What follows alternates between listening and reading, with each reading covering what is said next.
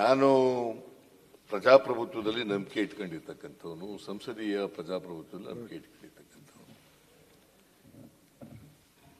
ಈಗ ಅವರು ಮಾತನಾಡಿದ್ದಾರೆ, ಸುಮಾರು ಎಷ್ಟು ಜನ, 7 ಜನ 9 ಜನ ಮಾತನಾಡಿದ್ದಾರೆ. ನಾನು ಇರಲಿಲ್ಲ, ಅಫ್ಕೋರ್ಸ್ ನಾನು ಇರಬೇಕಾಗಿತ್ತು, ಇರಲಿಲ್ಲ. ನಾನು ಅಲ್ಲಿ ಹೌಸ್ನ ಕೆಳಮನೆಯಲ್ಲಿದ್ದೆ, ಹಾಗಾಗಿ ಇಲ್ಲಿ ಬರೋಕ್ಕಾಗಲಿಲ್ಲ. 100 ಸಾರಿ ಅವರು ಉಪಯೋಗಿಸಿದ್ದು ಪರಿಶಿಷ್ಟ ಜಾತಿ ಪರಿಶಿಷ್ಟ ವರ್ಗ ಅಲ್ಲ, ದಲಿತರು ದಲಿತರು ದಲಿತರು ದಲಿತರು ದಲಿತರು ಅಂತ ಹೇಳಿದ್ರು. ನಾವು ದಲಿತರ ವಿರೋಧಿಗಳಲ್ಲ, ದಲಿತರ ಪರ ಇದ್ದೀವಿ. ನಾವು ಪರ ಇದ್ದೀವಿ ಅನ್ನೋದಕ್ಕೆ ಇವೆಲ್ಲ ಏನೇನೆಲ್ಲ ಮಾಡಿದ್ದೀವಿ ಅಂತ ಹೇಳ್ಬೇಕ ಬೇಡ? ಅದನ್ನು ಹೇಳ್ತಾ ಇದ್ರೆ ವಿಷಯಾಂತರ ಹಾಗಾದ್ರೆ ದುಡ್ಡು ಅಲ್ಗೋಯ್ತು ಇಲ್ಗೋಯ್ತು ಅಲ್ಗೋಯ್ತು ಅನ್ನೋದು ವಿಷಯಾಂತರ ಅಲ್ವಾ? ಸಿದ್ದರಾಮಯ್ಯನವರು ರಾಜೀನಾಮೆ ಕೊಡಬೇಕು ಅನ್ನೋದು ವಿಷಯಾಂತರ ಅಲ್ವಾ? ದಲಿತರಿಗೆ ಅನ್ಯಾಯ ಆಯ್ತು ಅನ್ನೋದು ವಿಷಯಾಂತರ ಅಲ್ವಾ? ನಾನೇ ವಾಲ್ಮೀಕಿ ಅಭಿವೃದ್ಧಿ ಹಗರಣದಲ್ಲಿ ಹಗರಣ ಆಗಿದೆ ಅಂತೇಳಿ ಒಪ್ಕೊಂಡಿದ್ದೀನಿ. ನಾನೇ ತನಿಖೆ ನಡೀತಾ ಇದೆ ಮುಖ್ಯಮಂತ್ರಿ ಅಂತ ಒಪ್ಕೊಂಡಿದ್ದೀನಿ. ಮುಖ್ಯಮಂತ್ರಿ ನೀವು ಸುಮ್ ಕೂತ್ಕೊಳ್ಳಿ, ಮುಖ್ಯಮಂತ್ರಿ ಮಾತಾಡಬೇಡ. ಯಾರು ಮಾನ್ಯ ಅಧ್ಯಕ್ಷರೇ,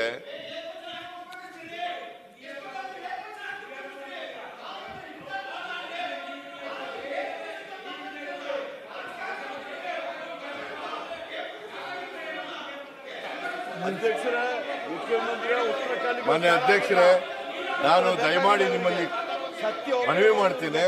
ನಾನು ರಿಟರ್ನ್ ಸ್ಪೀಚ್ ಅನ್ನು ಓದ್ತೇನೆ, ರೆಕಾರ್ಡ್ ಆಗುತ್ತೆ.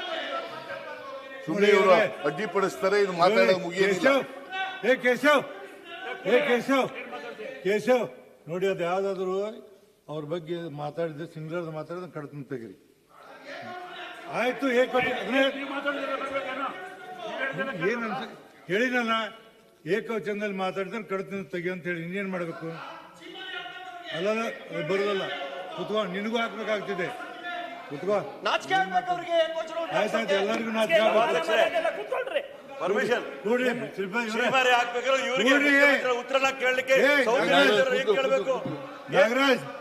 ನಾಗರಾಜ್ ಕೂತ್ಕೊಳ್ರಿ.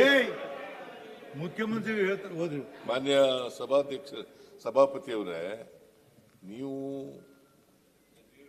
ಒಂದು 10 ಸಾರಿ ಹೇಳಿದ್ದೀರಿ, ಅವರು ಕೇಳಲ್ಲ. ಅದರಿಂದ ನಾನು ರಿಟರ್ನ್ ಸ್ಪೀಚು ಕೂಡ ರೆಡಿ ಇದೆ, ನಾನು ಓದ್ಬಿಡ್ತೀನಿ, ಅದು ರೆಕಾರ್ಡ್ ಮಾಡಿಬಿಡಿ. ಅವರು ಏನಾರ ಮಾತಾಡ್ಕೊಳ್ಳಿ, ನಾನು ಅವ್ರಿಗೆ ಈಲ್ಡಾಗಲ್ಲ, ಮಾತಾಡ್ತೀನಿ, ನೀವು ಅವಕಾಶ ಕೊಡಬೇಕು ಅಂತ ಹೇಳಿ ನಾನು ಓದ್ತೀನಿ. ಮಾನ್ಯ ಸಭಾಪತಿಯವರೇ, ಬಿಜೆಪಿಯವರ ಹುನ್ನಾರ ಇಷ್ಟೇ. ಒಂದು, ಮುಖ್ಯಮಂತ್ರಿಯ ಹೆಸರಿಗೆ ಹೌದೌದು ಕೊಡಬಹುದು, ಮಸಿ ಬಳಿಯುವುದು. ಎರಡನೆಯದು, ಸರ್ಕಾರ ಪರಿಶಿಷ್ಟ ಜಾತಿ ಪಂಗಡಗಳ ವಿರುದ್ಧ ಎಂದು ಬಿಂಬಿಸುವುದು. ಈ ಎರಡೂ ಎಂದಾದರೂ ಸಾಧ್ಯವೇ? ಇಡೀ ಬಿಜೆಪಿಯ ನಾಯಕತ್ವ ಸಂವಿಧಾನ ಜಾರಿಗೆ ಬಂದ ದಿನದಿಂದಲೂ ದಮನಿತ ಸಮುದಾಯಗಳ ಪರಿಶಿಷ್ಟ ಜಾತಿ ಪರಿಶಿಷ್ಟ ಪಂಗಡಗಳ ವಿರುದ್ಧವಾಗಿದೆ, ಮಹಿಳೆಯರ ವಿರುದ್ಧವಾಗಿದೆ. ದಮನಿತರ ಪರವಾದಂತಹ ಪ್ರತಿ ನಿಲುವು, ಪ್ರತಿ ಕಾಯ್ದೆ, ಯೋಜನೆಗಳನ್ನು ಜಾರಿಗೆ ತಂದದ್ದು ಕಾಂಗ್ರೆಸ್ ನೇತೃತ್ವದ ಸರ್ಕಾರಗಳೇ. ಇದೇ ಬಿಜೆಪಿ ಆಡಳಿತದಲ್ಲಿದ್ದಾಗ ಯಾವ ಯಾವ ನಿಗಮಗಳಲ್ಲಿ ಏನೇನೆಲ್ಲ ನುಂಗಿದ್ದಾರೆ ಎಂದು ಕೂಡ ಚರ್ಚೆ ನಡೆಯುತ್ತಿದೆ. ನುಂಗುವುದರಲ್ಲಿ ಜಾಣರಾಗಿರುವ ಬಿಜೆಪಿಯವರು ಭ್ರಷ್ಟಾಚಾರದ ಬಗ್ಗೆ ಮಾತನಾಡಿದ್ದಾರೆ. ಇದಕ್ಕಿಂತ ದುರಂತ ಬೇರೆ ಇಲ್ಲ. ವಿರೋಧ ಪಕ್ಷದವರು ತಮ್ಮ ಅಜೆಂಡಾ ಸಾಧಿಸಿಕೊಳ್ಳಲು ಯಾವ ಸುಳ್ಳು ಬೇಕಾದರೂ ಹೇಳಬಲ್ಲರು ಎಂಬುದು ಇಲ್ಲಿ ಸಾಬೀತಾಗಿದೆ. ಮಹರ್ಷಿ ವಾಲ್ಮೀಕಿ ಅಭಿವೃದ್ಧಿ ನಿಗಮದಲ್ಲಿ ಈ 187 ಕೋಟಿ 33 ಲಕ್ಷ ಅನ್ನೋದು ಸರಿ ಇಲ್ಲ. 89 ಕೋಟಿ 63 ಕೋಟಿಗಳಷ್ಟು ಹಣ ಅಕ್ರಮವಾಗಿ ಹೈದರಾಬಾದಿನ ರತ್ನಾಕರ ಬ್ಯಾಂಕ್ ಲಿಮಿಟೆಡ್ ಬ್ಯಾಂಕಿಗೆ ವರ್ಗಾವಣೆಯಾಗಿರುತ್ತದೆ. ಈ 89 ಕೋಟಿ 63 ಲಕ್ಷಗಳಲ್ಲಿ 5 ಕೋಟಿ ರೂಪಾಯಿ ವಾಪಸ್ ಬಂದಿರುತ್ತದೆ.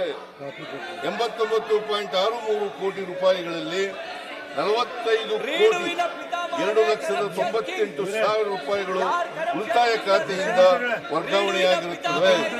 ಇನ್ನುಳಿದ 44.60 ಕೋಟಿ ರೂಪಾಯಿಗಳಷ್ಟು ನಿಗಮವು ಫಿಕ್ಸೆಡ್ ಡಿಪಾಸಿಟ್ ಮೇಲೆ ಓವರ್ ಡ್ರಾಫ್ಟ್ ತೆಗೆದಿದ್ದಾರೆ. ಓವರ್ ಡ್ರಾಫ್ಟ್ ಎಂದರೆ ಒಂದು ರೀತಿಯ ಸಾಲವೇ. ಇದು ಅತ್ಯಂತ ಪರಿಣಿತರಾದ ಪಳಗಿದ ಖದೀಮರ ಕೆಲಸವೇ. ನಿಗಮವು ದಿನಾಂಕ 30/3/2024 50 ಕೋಟಿ ರೂಪಾಯಿಗಳನ್ನು ಫಿಕ್ಸೆಡ್ ಡಿಪಾಸಿಟ್ನಲ್ಲಿಟ್ಟಿದೆ. ಸ್ಟ್ರಿಕ್ಟ್ಲಿ ಸ್ಪೀಕಿಂಗ್ ಈ 50 ಕೋಟಿ ಫಿಕ್ಸೆಡ್ ಡಿಪಾಸಿಟ್ ನಮ್ಮ ವಶದಲ್ಲಿಯೇ ಇದೆ. ಯಾಕೆಂದ್ರೆ ಅದು ಫಿಕ್ಸೆಡ್ ಡಿಪಾಸಿಟ್. ವಿರೋಧ ಪಕ್ಷದವರು ದಿನಾಂಕ 3/6 ವಿರೋಧ ಪಕ್ಷದವರು ಹೇಳಿದ್ದಾರೆ